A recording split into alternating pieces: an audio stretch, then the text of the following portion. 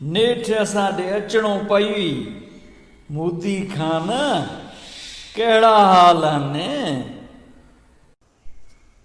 दुआ आहे भगवान जी कृपा लॻी पई आहे। तूं ॿुधाए, मां त भंग जी ज़री वठण आयो आहियां। हाँ? खान साहब, पाण ॿई अटे ते चटी आहियूं। ॿिन्ही पंहिंजे मुल्कनि जो ढूंगो ढेरी करे छॾियो आहे। बुख, बदहाली, बेरोज़गारी ऐं महागाईअ में अवाम खे नीपूड़े छॾियो अथसि। पर तूं भंग जो बिल पास करे अञा बि मुल्क खे भींग करे छॾियो। इन ॻाल्हि में तूं त मूंखां बि गोए खटी वियो आं। बसि इहो ई हवाल पुछण आयो आहियां त अहिड़ो कमु दिलेरीअ सां कीअं कई? मां त तुंहिंजे इन अमल ते ॾाढो ख़ुशि थियो आहियां, बल्कि सॼे मुल्क तरफ़ां तोखे वधायूं ॾियण जे लाइ आयो आहियां। हाणे असांखे दिफ़ा ते ख़र्च करण जी ज़रूरत ई कान्हे। पर अहिड़ो ठाहूको ख़्याल तव्हांखे आख़िर आयो कीअं? सेक्रेटरी, ॾिस, असांजे अमलनि जी तारीफ़ ॾेह त छा पर परॾेह में बि थिए पई। छो न सर? आख़िर इहो आइडियो कंहिंजो हुयो? बिल्कुलु बिल्कुलु, तुंहिंजी ज़हानत जी कहिड़ी ॻाल्हि कजे। छो भला आयल महिमान खे खीकारींदा न आहियो छा? साईं मोदी, तव्हां आहियो छा?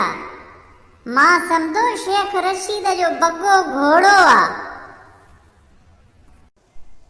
सेक्रेटरियाणी, मूंखे त तूं इहो ॿुधाए तोखे इहो भंग जो एॾो भलो ख़्याल आख़िर आयो कीअं?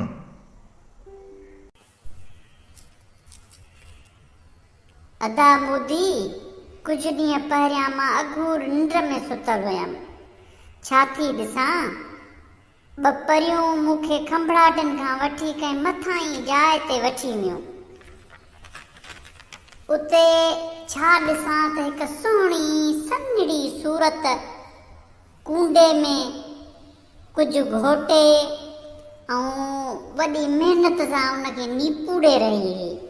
मां पुछियोमांसि, साईं तव्हां केरु आहियो ऐं हीअ छा पिया घोटियो?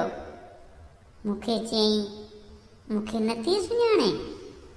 मां चयोमांसि, न साईं, मां त तव्हांखे अॼु ॾिठो आहे। उन सूरत मूंखे चयो, मां खैरपुर वारो बाबो आहियां। ईअं चई साईं मूंखे वॾो कूंडो भरे ॾिनो ऐं चयईं त ही आब हयात अथई।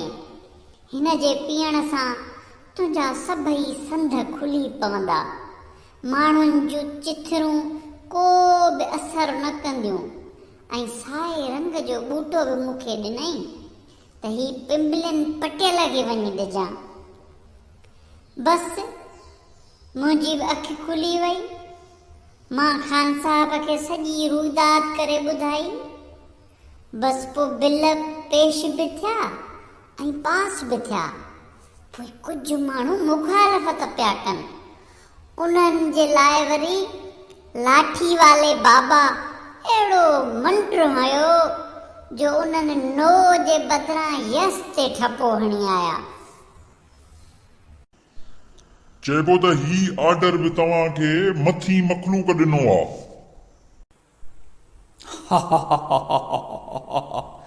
भला मोदी खान तोखे सभु कुझु खोले ॿुधायूं छा?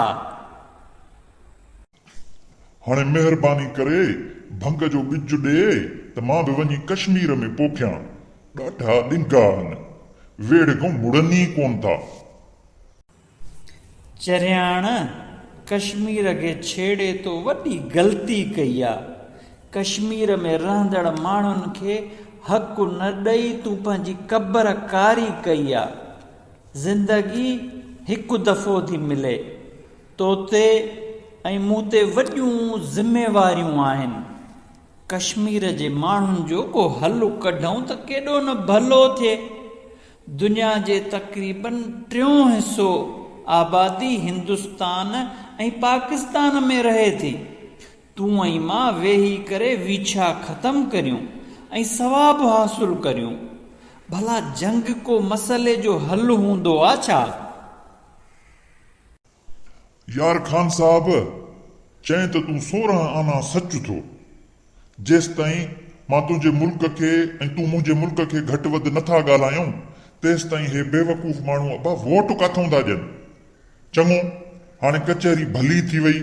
हाणे जे भंग जी कापुड़ी ॾिए त भलो आहे, न त पोइ भला मां हलां थो।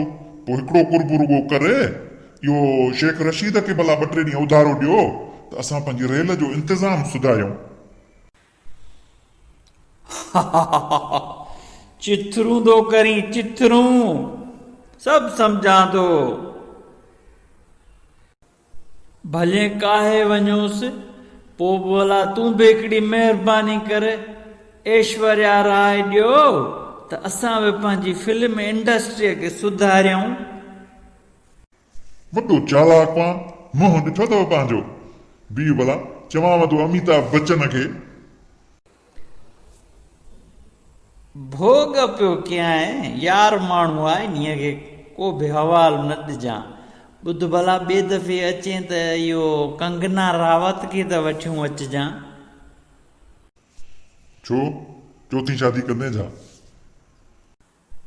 आस्ते ॻाल्हाए, आस्ते। बस बस वञ निभागा, तूं त मूंखे वेंदे वेंदे मारायूं वेंदे। चङो, पोइ मिलंदासीं।